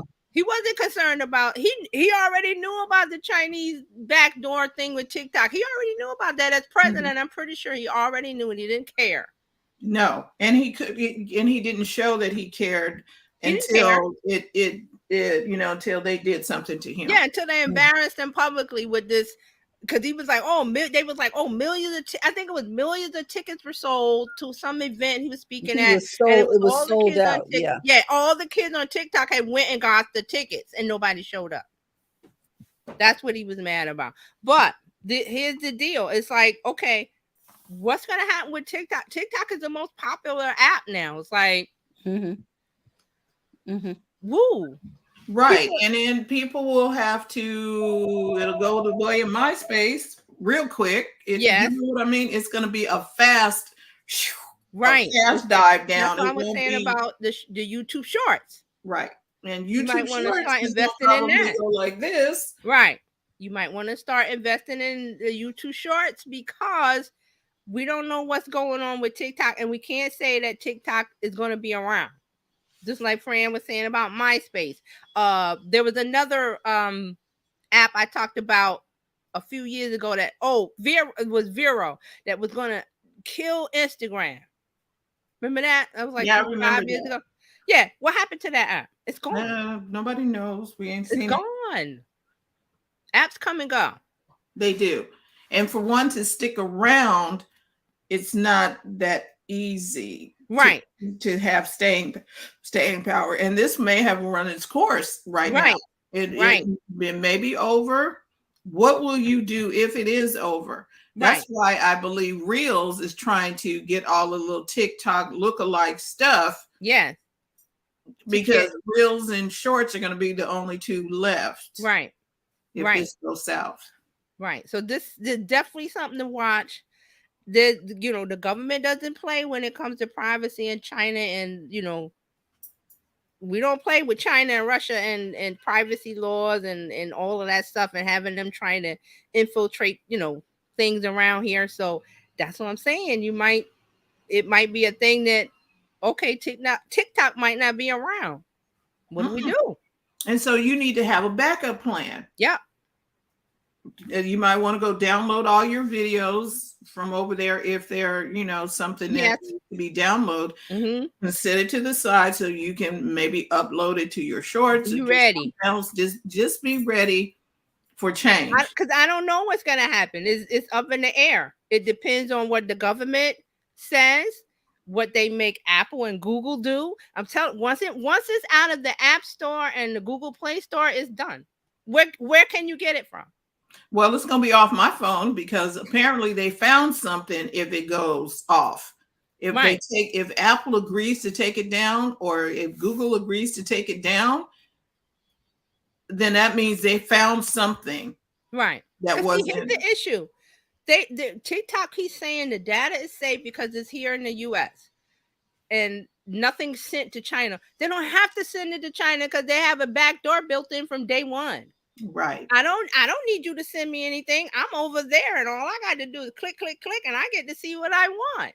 Right. And like Fran says, what they discover and knowing what's happening now, they may remove that door and then go see there's nothing there. So I don't know. This is just like, I'm not sure. So we better be keeping an eye on right here, Biz Chicks. Just stay tuned with TJ. She's bringing us all the latest. I'm gonna keep So my eye on this one. right, and we're not just going. It's not something to make us scared Right. or whatever. Don't But be you afraid, need to yeah. you need to be informed and have a plan. Yeah. What will you do should it go down and they Right. decide not to? That's the issue. That's what you need to focus on, not the security and they got China can see our they've been seeing it. But what have they seen? Public, like I said, the public videos, comments that you make. They can't see your private information, but they can see all of that. It's just the connection that they have that's worrisome to the government. So what we need to do is, TikTok's a popular app.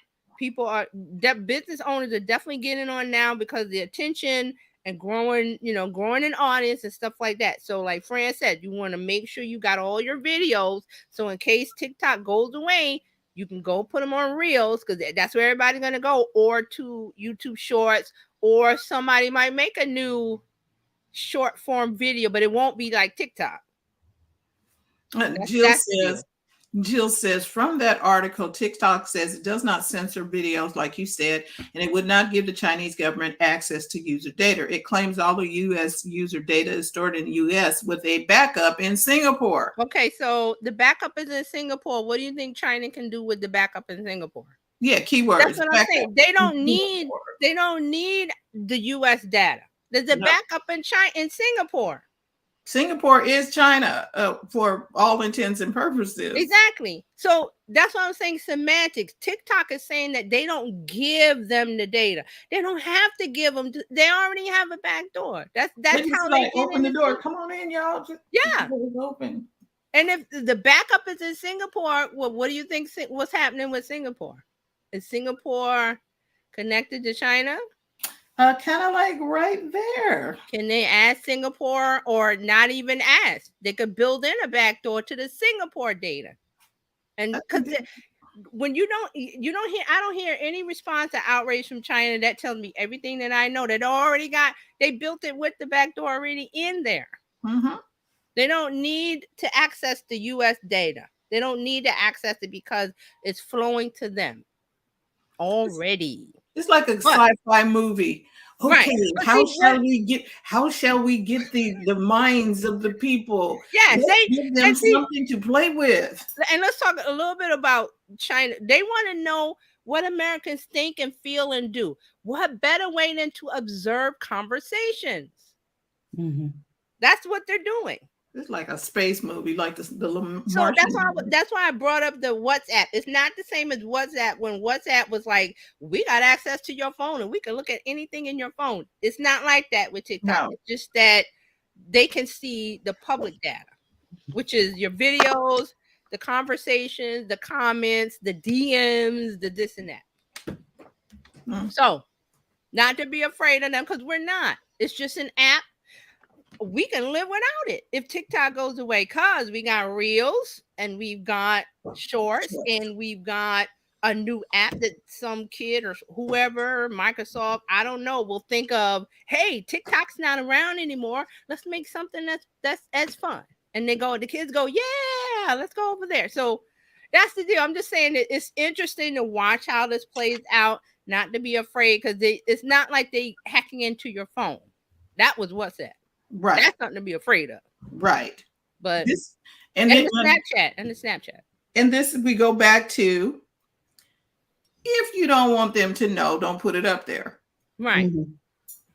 So I mean, if your kids are, my kid is on TikTok, I'm not worried. I'm not worried because there's nothing, they're not hacking the phone. They're just looking at comments and videos, and they're seeing how we interact and the things that we're interested in. Correct. It's psychological, which gets back to how they operate. It's still like the algorithms that that is gathered when you give permission to the app to track you. Yes. Yes. When you give permission for the app to track you, they'll see your spending habits and your da da da da da But da. you talk about what you like, Mm-hmm. what Americans feel and think and going on, which it doesn't scare me. It's just that I'm just want to see what happens with the app and if it leaves the app store and what happens after that. That's what I'm curious about. Mm. I already made my decision, and if Apple takes it down, I'm out. There you go. And Fran is doing what? She's doing more shorts. The shorts, because I'm like, okay. Which is something we need. YouTube gets a lot of rap for, it's hard to build an audience on YouTube. It's not hard. It just takes a long time. And I've watched a lot of, people on YouTube. Nick Nimmin is one, if you're curious about YouTube and how to grow it and everything. There's a couple other people, Roberto Blake, he talks about it. And they all say it's a marathon. It's for the long, like 2-3 years before you even get to something to where it builds up. And then they're not even talking about the YouTube partnership program. They're saying just build an audience as a business, and then you put your merch there, or you put your membership there, or you put your you sell your course or your affiliate stuff, all of that. So it's just that it's there, but it takes a long time to build up the audience on YouTube, but it's doable. So that's the deal with TikTok. It's like it's easy, it's quick, it's fast. All you got to do is go to TikTok, make videos every day, and your audience grows. But now that might go away. I don't know what's gonna happen. So what do? We stay tuned, and TJ's gonna update us. That's what we're gonna do. I'm watching this one. I was like, whoa, what happens when I saw that it's the FCC commissioner and he's asking them, Google and Apple, to remove it from the App Store. And I was like, whoa, if they remove it, kids are gonna keep it on their phone. Yeah. But it's not going to be secure because there's no updates. Correct. So let's see. Okay. What do you guys think? I mean, we talked about it. What do you think about it? Because I see Terralina is silent. I'm just like, does that mean if we share an account that they can see my account? The data that they see is, from what I read, is your comments and your videos that you put up. Okay. That's what it is. Mm-hmm. It's your from what I read. I'm like I said, I'm still reading. Resting this out of the hands of a 8-year-old. 6-year-old and stuff. But look, okay, but what is the 8-year-old talking about? Unicorns, rainbow, cotton candy, puppies, and playing the latest dance. And if they want to look at that, what are they going to do with that? So that's why I said don't panic over this. Now, if you sitting up there telling company secrets, then you got issues anyway for using TikTok for that purpose. Yes, but this is not. It's not a. Just remember that Russia has spied on us for years. China has spied on us for years. They had other tools. Now they have technology with this app, and they were like, "Oh, this is easy." So, but they've always spied on us. So, but what do? We just keep living. So, they've always. Jill says, isn't that like saying Facebook can only see our comments and what we post publicly? We know that's not true. Well, this is China. I mean, I don't know the details, but this is what they've investigated and found out as far as what TikTok data can be accessed. Mm-hmm. And they said it was comments that we make, because those are public, videos that you upload because it's public. So this is really interesting. And there's another comment there, Fran. Is it user data the most valuable part for these app creators? Data is gold for everybody. Everybody. For China, for Russia, for Apple, for Google. Google makes its money off of data. Right. This is the same thing, and you talked about this, TJ. This is the same thing when you were in the mall and you filled out that little paper to try to win that car in the mall. You gave them everything. People Yes. wrote down their name, their Win address, win their a phone free number. car. Enter the sweepstakes to win a free car. What did you have to put on that card when you were in the All your mall contact with info. your pencil and a piece of paper? What did you put down? Name, address, phone number. That's called NAP. Email. Mm-hmm. They didn't ask for birthday, but that information. Now that was because it was on paper and pen. It's the same thing now. It's digitally. Mm-hmm. So it means everything is faster. Everything can be corroborated, correlated, consolidated easily. Right.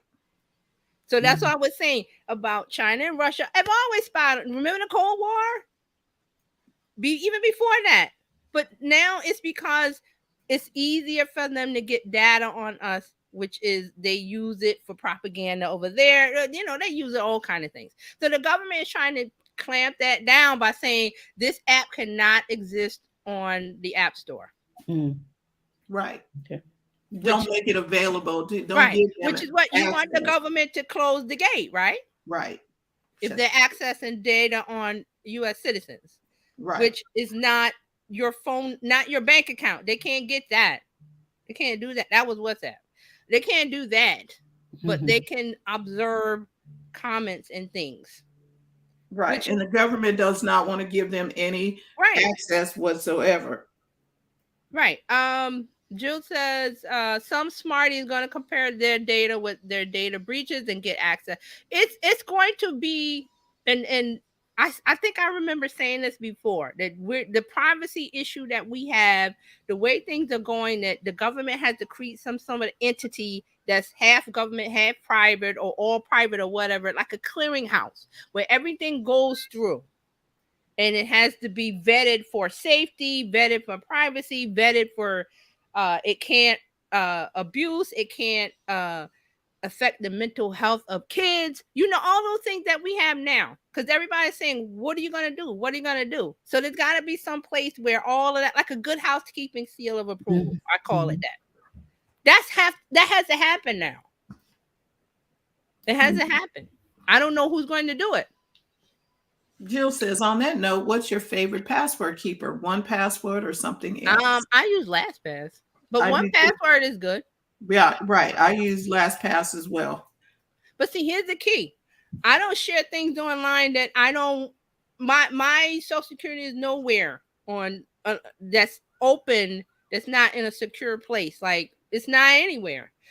You have your credit card on the App Store or whatever because you got to pay for apps, or you have your credit card number here because you pay for something on Amazon. Those are the things to be worried about. Amazon has my credit card information because it's easy to make a purchase. So that I want to make sure Amazon is like Fort Knox, right? Now, my comments, like we're talking here, like, okay, yeah, all right. So if they're listening to this, what are they going to do? We're just talking. Right. Because in America, you can talk. You can say what you have to say. Thank God. Without any kind of repercussion. There are some rules. You can't yell fire and cry at the end. Those kind of things that are in the Constitution. But you have to realize why does Chinese government care about listening to us? Because we have things that they don't. They lock everything down. They keep their citizens locked down. They can't say anything, do anything without their permission. So I'm thinking they're curious about why America does what they do, and they want to listen to our conversation. But like I said, it goes back to Cold War and everything. It goes way, way, way back. Way back. So again, think about what you share online. And is someone like another government listening? And what can they do with that information? This is a deep topic. So it is. So, and I just wanted to bring it up because, it's one to watch and we will be talking about it to see what happens. Because TikTok is so hot. TikTok is the hot app. Right. And if it goes away, people are going to withdraw. Yeah.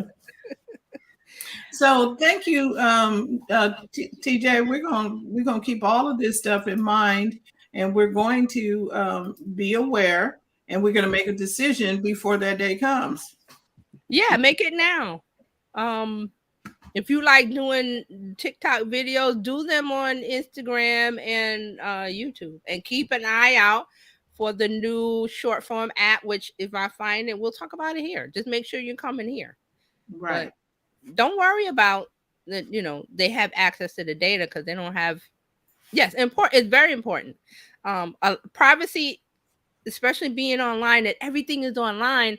Privacy is something that we need to think about, and I'm glad that the government is on top of it, even though what's going on with them, the crazy stuff. But Right. let's keep an eye out. Let's talk about it and share the right information. Correct. Not just the panic. Don't Right. Don't yell fire on the internet. And right. And I'll put the link to the BuzzFeed news article where they're talking about the engineers that they were bragging that they had access to our server. So you can read it for yourself. All right. Okay. This has been a really lively discussion, as always, with the Biz Chicks. So thank you all for tuning in live and on the replay. Thank you, Jill. Thank you, our resident comedian there, Mark, and everybody who watched and listened over on Clubhouse. Thank you for tuning in today. I'm just gonna say one thing. I realized I haven't said China so much in my life in this 1 hour. Right. Like I've never. Not that much. Come up. Yeah. So we never talk about that, but if this is one that we needed to talk about to make you aware, and that's why you come to BizChicks TV. Yeah. To hear what is necessary. We're going to give you information, and it's well sourced. We're not just whistling Dixie. So you can join BizChicks by texting Biz to 33777 or go to bizchicks.net. Become a part of the community. It does not cost you anything to become a part of the community. We want to celebrate you, want to promote you. We also want to get to know you, and we can do that in our community. We may be calling on you from time to time to help us in workshops or as a guest on the program as well. So please become a part of bizchicks.net. And Terry, I'm going to turn it over to you. We just want you to know that we look forward to being here with you Monday through Friday. You can find us here, same channel. And we want you to remember it's okay to be successful in your business. And before we go, we want to thank Terry for being here with us all the way from New York City. And Francine, we thank you for your time there in Sacramento. And I want to say greetings from Pennsylvania, and we'll see you Monday. Oh, and Monday will be first Monday, even though it's second Monday. We'll talk about it on Monday. I'll see you then. And remember to go to the front of your own line. Have a great day, guys. Thank you. Bye-bye.